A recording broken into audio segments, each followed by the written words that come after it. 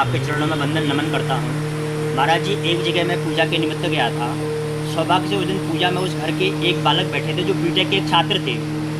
मैं बोला, यहाँ पे गौरी और गणेश जी हैं, आप उनका ध्यान कीजिए। उन्होंने मेरे से प्रश्न किया, पंडित जी कहाँ हैं गौरी गणेश? मैंने कहा, जो सुपारी के रूप में यहाँ युगल रखे हैं ये गौरी और गणेश जी हैं। मुझे बोले, पंडित जी ये तो सुपारी है, मैं इसको गौरी गणेश कैसे मानूं? मैंने कहा, भैया हमारे शास्त्रों में मान्यता है, इसको मानना है, क्योंकि मंत्रों के द्वारा हम लोग वहाँ पे आह्वान करते हैं, उनको स्थापित करते हैं। बोले, पंडित जी मैं कैसे मानूं, इसका कैसे मानूं? मुझे बोले, महाराज जी कैसे मानूं? तो मैंने कहा, उसको मान्यता है उसकी। अच्छा, मेरे से प्रश्न करते हैं, पंडित जी मैं पूजा के उपरांत यदि आपको दक्षिणा के रूप में एक सादा कागज़ दूं और मैं आपको बोलूं उसमें 2000 का आप मान लीजिए ये मेरी दक्षिणा है, क्या आप मान लेंगे? तो महाराज जी मैं इस कुतर्क का क्या जवाब दूं? मुझे विश्वास है क्योंकि जितना सुंदर वैज्ञानिक विश्लेषण आप कर सकते हैं मैं नहीं कर पाया। मैं आपसे चाहूँगा कि इस समस्या का समाधान आप कर पाएंगे। जय जय श्री राधे। आपके चरणों में वंदन करता हूँ महाराज जी। जय जय श्री राधे। आचार्य जी, बहुत ही उत्तम प्रश्न किया इस नौजवान ने। सबसे पहले तो इस नौजवान को मैं साधुवाद देता हूँ और मुझे बड़ा परम प्रसन्नता भी है कि आज की युवा पीढ़ी सनातन धर्म के प्रति, हमारे शास्त्रों के प्रति जागृत हो रही है। उसके मन में यदि उत्कंठा नहीं जगती, ये कौतूहल नहीं जगता, तो ये प्रश्न करता ही क्यों कि मैं सुपारी में गौरी गणेश का ध्यान क्यों करूं? और फिर आपसे ये भी प्रश्न किया कि यदि मैं सुपारी में ध्यान कर सकता हूं तो क्या आपको भी सादा कागज़ दूं पूजा के उपरांत? तो क्या आप सादा कागज़ में 2000 के नोट का ध्यान करके संतुष्ट हो जाओगे? बड़ा मधुर प्रश्न। आचार्य जी आप भयभीत हो गए होंगे, पर आजकल की युवा पीढ़ी है। पर देखो, उसका पूछना भी अपने स्थान पर ठीक है। और हम धर्माचार्यों का ये कर्तव्य, यदि हमारे धर्मशास्त्र में, हमारे पुराण में, हमारे वेदों में यदि किसी को कोई शंका हो तो शंका का समाधान हमारे बड़े बड़े व्यासपीठों पर, बड़े बड़े धर्म आचार्यों के, बड़े बड़े शंकराचार्यों के पीठ पर जो हमारे इस समय वर्तमान में पीठासीन हैं, तो वो सब यदा कदा करते रहते हैं। यदि प्रश्न न पूछे तो हमको बोलने का अवसर कैसे मिले, अध्ययन का अवसर कैसे मिले? आइए, आपके प्रश्न का उत्तर मैं वेदांत दर्शन के माध्यम से और उपनिषद के माध्यम से देने का प्रयास करूंगा। वेदांत दर्शन में, जिसे हम ब्रह्मसूत्र भी कहते हैं, उसमें सूत्र रूप में, यानी बड़ी से बड़ी बात को छोटे संक्षिप्त में कहने को सूत्र कहते हैं। तो उसमें चतुर्थ अध्याय में और प्रथम पाद के 2 सूत्र हैं, सूत्र नंबर 4 और सूत्र नंबर 5। लगातार 2 सूत्र में इस प्रश्न का बड़ा सुंदर समाधान है। मैं वीडियो में तो बहुत संक्षिप्त में बोलूंगा, पर आप विस्तार के लिए ब्रह्मसूत्र का अध्ययन करें। सूत्र नंबर 4 है, न प्रतीके न ही सह। देखिए, एक बात तो सर्वमान्य है और सार्वभौम सत्य है कि भगवान घट घट में व्याप्त हैं। हरि व्यापक सर्वत्र समाना, प्रेमित प्रकट होई में जाना, रामचरितमानस की उद्घोषणा भी है और हमारे उपनिषदों की भी, छांदोग्य उपनिषद की भी उद्घोषणा है, सर्वम खलिविदम ब्रह्म। ईशावास्य उपनिषद में भी ईशावास्यमिदं सर्वम यत्किंच जगत्याम जगत, ये यानी पूरा जगत परमात्मा में व्याप्त है, यानी कण कण में, एक एक परमाणु में भगवान विराजमान है। और श्वेताश्वेतर उपनिषद तो ये कहता है कि अणोरणियान महतो महियान, भगवान एक सूक्ष्म अणु से भी करोड़ों गुना और सूक्ष्म परमाणु से भी अति सूक्ष्म, और महतो महियान, विशाल इतने, महान इतने कि राजा बलि के पसीने छूट गए 3 पग भूमि देने में। भगवान ब्रह्मलोक तक नाप लिए थे, तो न भगवान की विशालता। तो परमात्मा प्रत्येक वस्तु में यदि व्यापक है तो सुपारी में व्यापक नहीं है, हल्दी की गांठ में व्यापक नहीं है, आंवले में व्यापक नहीं है।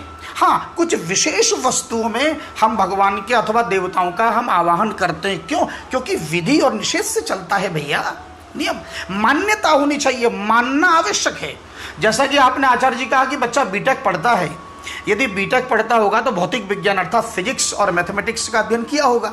और मैं भी चूंकि फिजिक्स और मैथमेटिक्स का विद्यार्थी रहा हूं, हम जब भी कभी कोई ऐसा प्रश्न करते हैं जो अननोन संख्या हो, ऐसा कोई प्रश्न हो जिसमें उसका फल ज्ञात न हो, परिमाण ज्ञात न हो, और उस अज्ञात राशि को हम लोग सबसे पहले मान लेते हैं। माना अमुक राशि का मूल्य X रुपये, ऐसा मानते हैं कि नहीं? बिना माने कैसे करेंगे?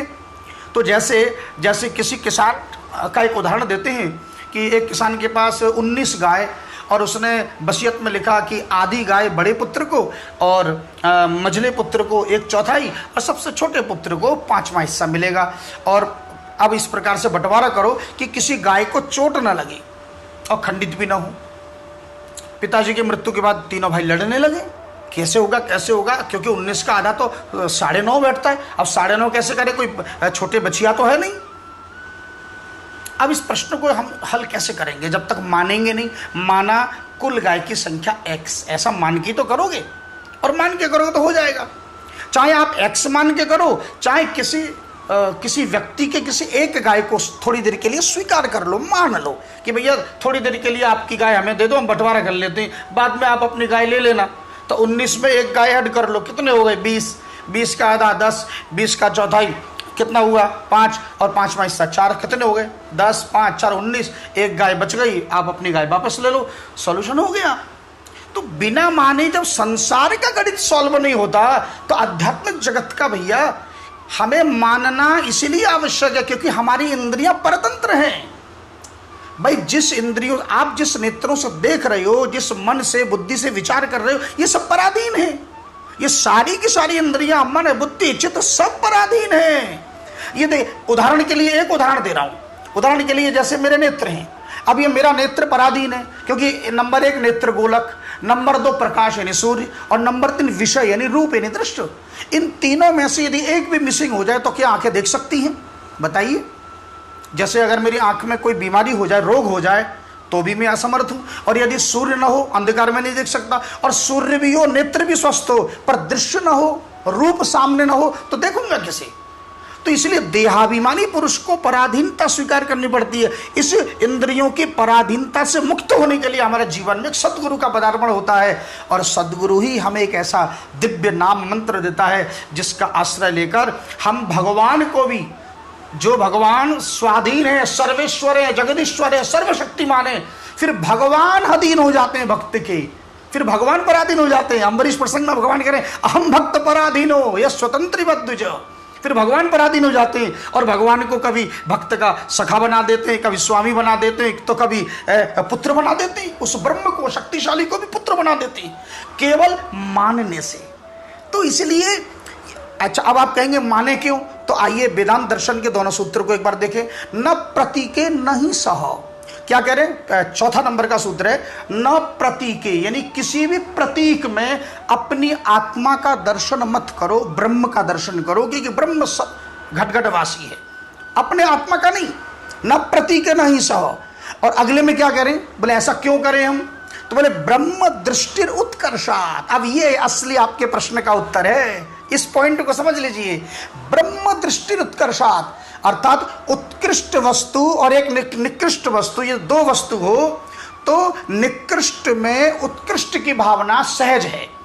ध्यान दीजिए, ब्रह्म दृष्टि उत्कर्षात्, यानी जो उत्कृष्ट में ब्रह्म का ध्यान हम जब करते हैं तो निकृष्ट से उत्कृष्ट की ओर होता है, स्वाभाविक। बोले ऐसा क्यों? ये आपको उत्कृष्ट निकृष्ट समझ में नहीं आ रहा होगा, एक उदाहरण दूं। यदि आप बांके बिहारी का दर्शन करने जाएं, हमारे राधा रमण का, राधा वल्लभ का दर्शन, और सामने बहुत सुंदर फूल बंगला सजी हो, तो क्या उस समय उस फूल बंगले को देखकर बिल्कुल उसी समय आपके मन में किसी कूड़े के ढेर का कल्पना विचार आता है? सच बताइए, कभी नहीं आता होगा। पर अगर कहीं कूड़े का ढेर दिखे तो कहता है हाय राम कैसा गंदा है, काश यहां पर कुछ अच्छा होता है ना, काश यहाँ कोई मंदिर बना होता है इस ढेर पर, तो जगह की सफाई तो हो जाती है। ऐसा होता है कि नहीं? अच्छा, आपके हाथ में अगर कोई कमल का ताजा ताजा खिला हुआ पुष्प दे दे, तो क्या जिस समय आपने उसको दिया ये पुष्प, नव विवाहित पत्नी को उसका पति जब कोई गुलाब देता है, तो क्या पत्नी के हाथ में गुलाब जाते ही पत्नी सोचती है कि काश ये मुरझाया हुआ सड़ा हुआ होता? ऐसा विचार आता है क्या? कभी नहीं आता, उस समय विचार ही नहीं आएगा। लेकिन यदि कोई मुरझाया हुआ देता, तो सड़ा हुआ देता, तो कहते हैं हाय आपको बाजार में ऐसा मिला। अगर कोई गजरा लाके दे, बेला के गजरे, और बिल्कुल सूखे और बिल्कुल सड़े हुए फूल के, तो उस समय पत्नी क्या ताना देगी कि आपको यही मिले थे क्या? ताजा बेला बाजार में नहीं मिला? इसका मतलब है कि उत्कृष्ट में निकृष्ट की भाव नहीं होती, पर निकृष्ट में उत्कृष्ट की भावना आती है। इसलिए ब्रह्म दृष्टि उत्कर्षात्, ध्यान दीजिए, ब्रह्म का ध्यान हमें निकृष्ट वस्तु में ही करना है ताकि उत्कृष्ट आ जाए, क्योंकि ब्रह्म उत्कृष्ट है, सुपारी निकृष्ट है। तो सुपारी में ध्यान हो सकता है, पर भगवान में सुपारी का ध्यान नहीं हो सकता, सुपारी तो निकृष्ट है। अब आपका कुतर्क है कि यदि मैं सादा कागज दे दूं तो सादा कागज में आप 2000 का नोट का ध्यान करोगे? कैसे करेंगे भैया? क्योंकि सादा कागज भी निकृष्ट है और 2000 का नोट भी निकृष्ट है, तो निकृष्ट में निकृष्ट का ध्यान कैसे हो सकता है? निकृष्ट में तो उत्कृष्ट का ध्यान होगा ना भाई। जड़ जगत में तो भले ही उसका मूल्य 2000 है, पर है तो वो भी कागज, तो कागज का ध्यान कागज में कैसे करेंगे? निकृष्ट वस्तु, इस जड़ जगत में प्रत्येक वस्तु निकृष्ट है, पर हाँ भगवान ने कुछ विशेष औषधि को जड़ी बूटी के रूप में भगवान ने अपनी विभूति के रूप में स्थान दिया। जैसे भगवत गीता में भगवान ने कहा कि जितने भी हिमालय पर्वत है संसार में, उनमें हिमालय पर्वत मैं हूँ, जितने भी वृक्ष हैं उनमें अश्वत्थ यानी पीपल मैं हूँ। तो ऐसे संसार में कुछ विभूतियाँ होती हैं। तो ऐसी सुपारी है, जम्बू फल है, कपित्त जम्बू फल चारु भक्षणम, गणेश जी की स्तुति करते हैं तो कपित्त माने कैत है, जम्बू माने जामुन है, हरिद्रा यानी हल्दी है। ये सब कुछ विशेष जड़ी बूटियाँ हैं जिनमें देवताओं को आह्वान किया जाता है, क्योंकि देवताओं को प्रिय है। गणेश जी को कसेले वस्तु, क्योंकि मीठा बहुत खाते हैं, तो इसलिए जामुन है, कैत है, उनको प्रिय है। और इसीलिए इस सुपारी में भी गणेश जी को प्रिय है, तो गणेश जी का हम आह्वान कर सकते हैं, गणेश जी आकर उसमें विराजमान होते हैं। हमने मान लिया और ये अधिकार दिया भगवान ने कि आप जिस देवता का आह्वान करोगे अथवा मेरा आह्वान करोगे तो हम उसी में तुम्हें दर्शन देंगे। अरे मैं तो कह रहा हूँ आप बाहर जड़ जगत में क्यों, आप मन में भी अगर विचार करोगे तो मन में दर्शन हो जाएगा। मैंने एक कथा सुनी है, बॉम्बे के किसी सज्जन की आंखों की रोशनी चली गई और बड़ी रोए वो, लेकिन वो सत्संग नहीं छोड़ा। तो सत्संग में जाते थे और पर वहाँ कथा सुन सुनकर भगवान की विरह में उनका हृदय इतना द्रवित हुआ कि भगवान का चिंतन करते करते अंतःकरण में भगवान को प्रकट कर लिया।